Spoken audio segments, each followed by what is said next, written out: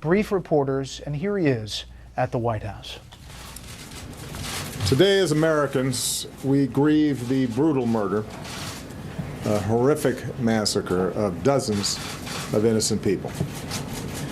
We pray for their families who are grasping for answers with broken hearts. We stand with the people of Orlando who have endured a terrible attack on their city. Although it's still early in the investigation, we know enough to say that this was an act of terror and an act of hate. And as Americans, we are united in grief, in outrage, and in resolve to defend our people.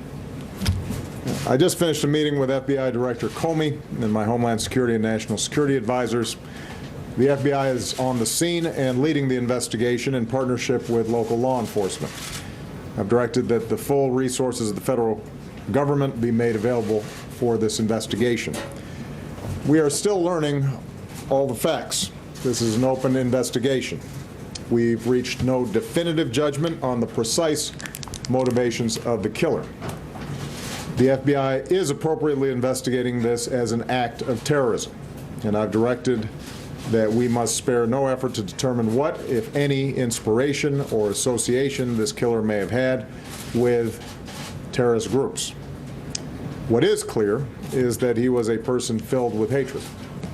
Over the coming days, we will uncover why and how this happened, and we will go wherever the facts lead us.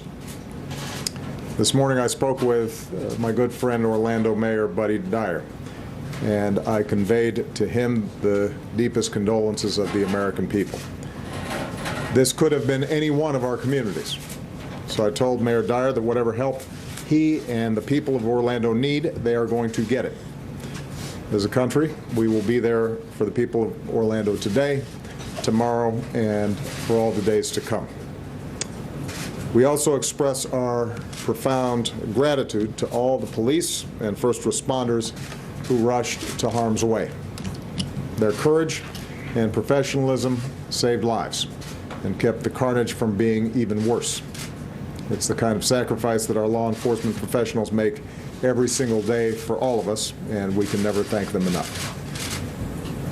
This is an especially heartbreaking day for all of our friends, our fellow Americans who are lesbian, gay, bisexual, or transgender.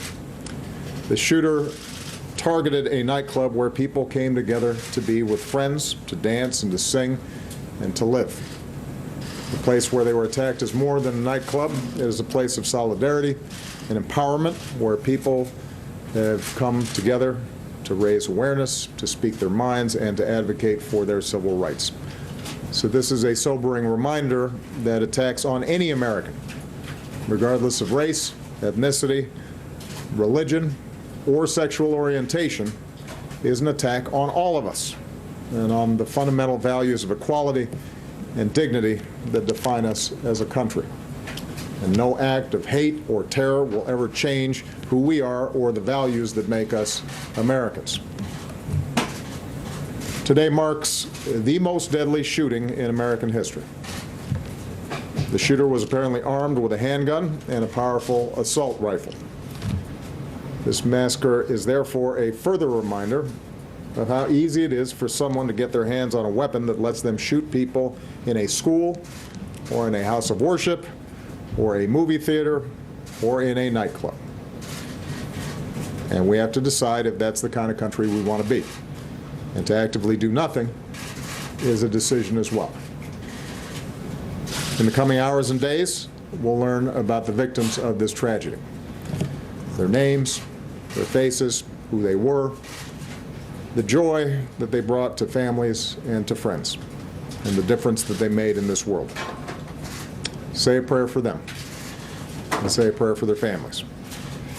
That God give them the strength to bear the unbearable, and that He give us all the strength to be there for them, and the strength and courage to change. We need to demonstrate that we are defined more as a country by the way they live their lives than by the hate of the man who took them from us. As we go together, we will draw inspiration from heroic and selfless acts. Friends who helped friends took care of each other, and saved lives.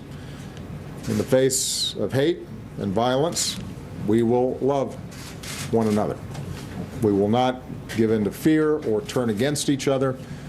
Instead, we will stand united as Americans to protect our people and defend our nation and to take action against those who threaten us.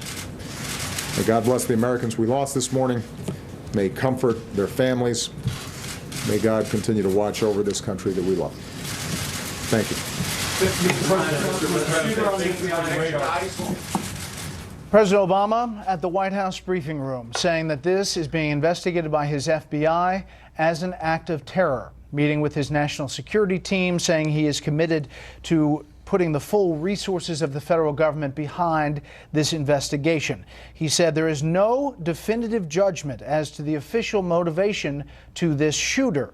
The person, he said, was filled with hatred. He went on to say that he did get access to guns and raised again the question about how easy it is to get a weapon in America. There was no mention of Islam or radical Islam or, for that matter, terrorists striking the U.S., even though his FBI and investigators tell Fox News that this particular shooter pledged allegiance to the leader of ISIS in the moments before the shooting began, and the investigation is heading down that road.